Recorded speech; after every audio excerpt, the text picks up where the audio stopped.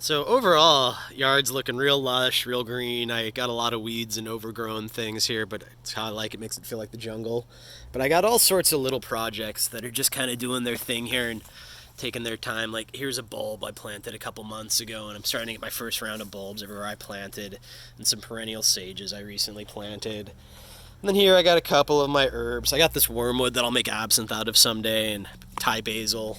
Grow a lot of basil here when I can. Then we got all sorts of acacias starting to bloom and turn yellow, and these trees are about to get white with their flowers. And let's see, over here we got the raised beds going. I just started these raised beds, and maybe they need another cycle to get their soil really going. They don't look like bad. They just I thought for raised beds I was gonna get a little better production, but it's not bad. And aquaponics I've all but given up on. There's one fish that's still alive in here, and so I keep this going for him. I don't know if we can see him, but he's down there and he's a big guy. But I get some lettucey things and some basil. This chard's been in here for like a year and keeps producing, so it's all right. But I haven't been too successful with aquaponics. Over here though, this is where I've been doing a little better. These bananas were about dead when I moved in, and I've cut in some pups off them and transplanted them. And these guys I don't think are going to make it, but this one here, I think's the first pup that will make it. This is a recent one I just got. This is a blue banana tree. So I'm just going to keep filling in this whole little spot here with more and more bananas. And then behind that there's lemongrass, that's galangal that's left, and I had turmeric and ginger next to the galangal. So that's like my little Thai spicy area. And then over here I planted a pluot. I got this at Home Depot as an impulse buy, because I often impulse buy trees, and we'll see if it does anything. And now everywhere in the yard I've been planting fava beans, and this is probably the worst looking fava bean I could find. We'll find a better one here, but the fava beans regenerate the soil. They're delicious. They're a pain in the ass to peel, but they are so good. We just planted tons and tons of them. Thalia loves fava beans and just insisted that we put fava beans everywhere. This is some fennel I'm growing, and I probably need to harvest it or learn to cook it, but at least the greens here, they smell good. This is a blackberry bush I got, and I've been told these are invasive and take over. This is the sweetest tasting blackberries I've ever had on this one last season. If this guy got invasive and took over here and kind of filled in where this iceberg plant is, I don't think I'd have a problem with that. Then the little guava trees. We passed a big guava tree.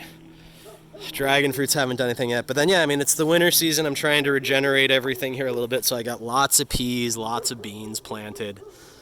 These are like little sugar peas. Really just little fun, delicious snacks to have.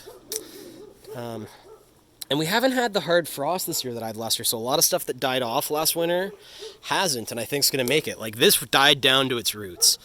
This is a longevity spinach, and this is Okinawa spinach. I might be getting those backwards, but this year, like last year, these were like nothing in February, and I think these are going to be huge bushes. But these are edible. Pretty good. Lemonade berry I had to trim down because it was growing too much. Oregano's made it. This eggplant's made it. This pepino made it. That pepinos died last year from the hard frost, and this one's got flowers on it and little pepinos. I don't like those that much, but I just realized I could juice them, and that helps a lot. And then I've been planting little strawberries everywhere and trying to get strawberries to kind of fill in. And it's starting to work. Back here in the secret little corner behind the palm tree, this is a ruby red grapefruit tree, and it's making beautiful grapefruits. But I don't eat grapefruits, but they're beautiful. Thalia likes them. And I don't know what this is. If anybody ever sees this and can tell me what this is like a 10-foot tree covered in giant thorns, and they're like fucking razor blades. But it's kind of pretty, and I just keep pruning it, and I don't want to cut it down. And behind it, there's some citrus tree that I don't know what it is. And I think this is the same thing, but these haven't bloomed yet. And then this is the awesomest little apple tree. I've had this thing for like 13 months and gotten 2 sets of apples off of it. And here comes round 3 starting to fill in right here. And I think this one, they'll be bigger and better. And they're sweet, little delicious apples, even off those first ones. This is tree collard. I planted these like a year ago, and the other one's even bigger than this one. And they just keep going. Like, Make collard greens with these. I've started juicing them, even though it's a pain in the ass, and just like an endless supply of collards. Starting to set up a little area under here, kind of like a little area for Swampy, who would be buried under there, and got a passion fruit growing, and lemongrass, lots of lemongrass in the yard.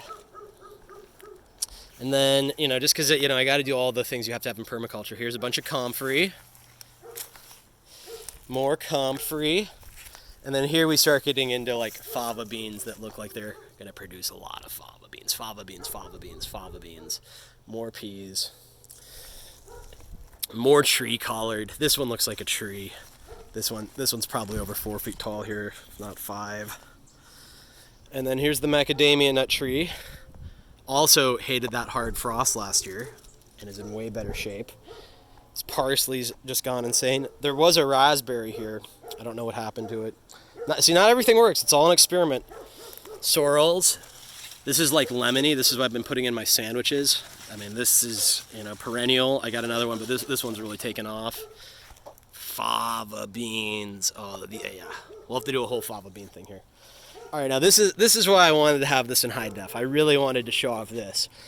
These are the asparagus, and I had never seen asparagus growing out of the ground before. But this spear on the right here is probably about where I'm supposed to harvest it, and this one on the left here is probably too far gone, but that's fine. Some of these need to sprout out. And so it looks like a big spear, but then these ones like this that branch out, they're that next step. This flowery part here on the top, it explodes and turns into these other ones. So some of these are from last year. Some of them are the ones that are sprouting out. And then I have these little tiny asparagus popping out everywhere. And I mean, these taste like just like 1,000 times better than any asparagus I've ever had. Like even raw, they're really bomb.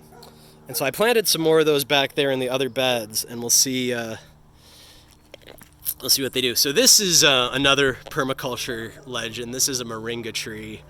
And I just planted this last month. But this tree has leaves that are high in protein and everything. And I guess I don't need to eat anything besides this tree. So we'll see how that goes for me someday. So this is the experiment that like sets the bar for everything else. These are my sub-irrigated planters. And I got some inside the tent, and they're inside growing under the lights. And I just got these ones outside, and I've had so little success with blueberries. I've killed off so many blueberry plants in this yard. They just don't like the soil. And so I got the soil real acidic. I got a ton of water in here. This is a new blueberry plant, so I can't really tell, but so far it looks happy. I planted this thing about like 3 weeks ago, and I think it's grown quite a bit. We'll see what blueberries I get off of here.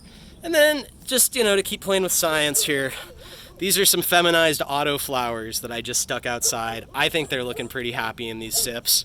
And hey, it's just a easy winter harvest in San Diego, outdoors in February. So this is a curry tree. It does not look happy. I just put it in the ground. Hopefully when it heats up, it gets happier. But there's mushrooms growing next to it. It'll work itself out. I've got this huge rosemary that was on the property when we moved in that I cook with all the time. And I don't know if you can see them here, but there's bees. Bees. And so I am always planting flowers and things and always trying to get more pollinators. But between this big tree when it blooms and the rosemary always being in bloom, there's always something in this yard for the bees. Here's Ranger. Hey, buddy. And this little tree here by those 2 little logs, this is another one I just planted. This is an ice cream bean tree. And the soil's not as good up on the hill. It's harder for me to get fertilizer up there because it just runs off. And the ice cream bean tree is a nitrogen fixer. There's a bunch of acacia bushes up here. I hope that tree gets going and really is the big piece of canopy here to fill in this part of my forest. And then, I don't know if you can see it, but there's some cactus up there behind it, and that's where my San Pedro and various San Pedro-like cactuses are. And they're just thrown on the ground and getting going. This is part of, we call this the itchy tree. Its nickname is the itch bomb tree. And it's pretty, but everything around this is kind of off limits to all of us except Ranger. It's just too itchy. And we'll go back over here.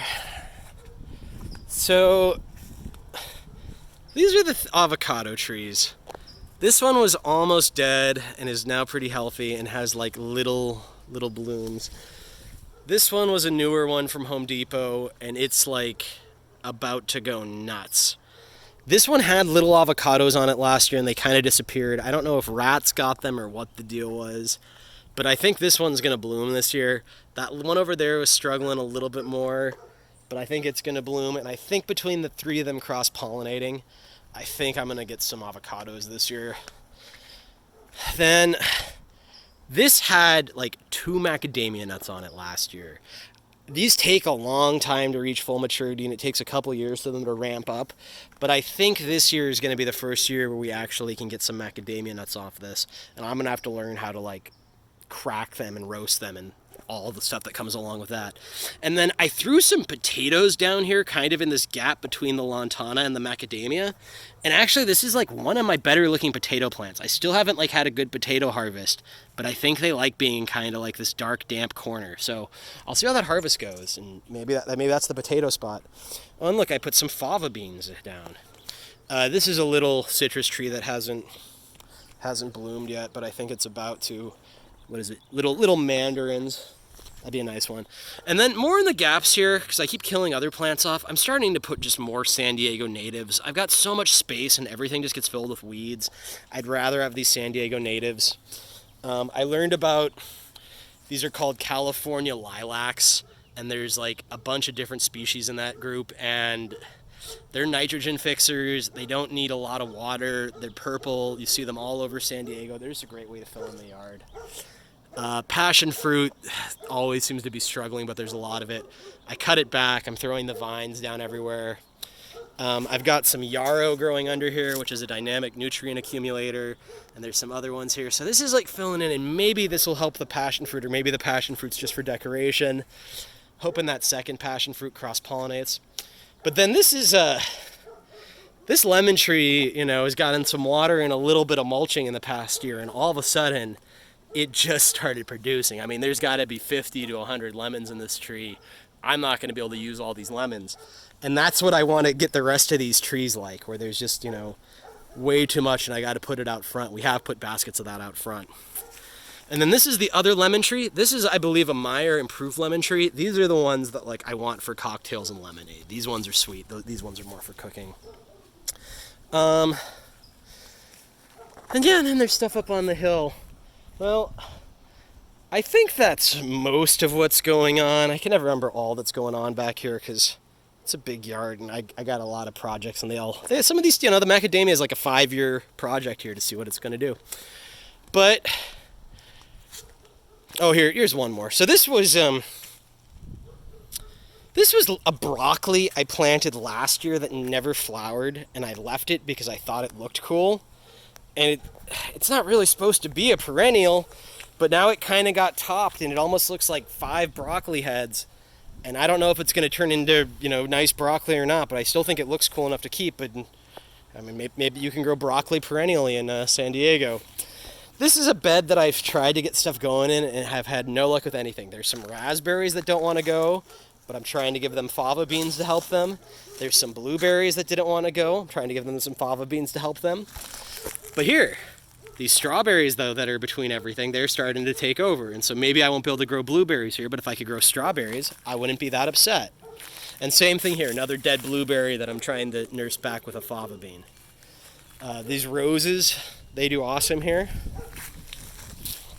And then this is not my pepper tree. This was here when I bought the house.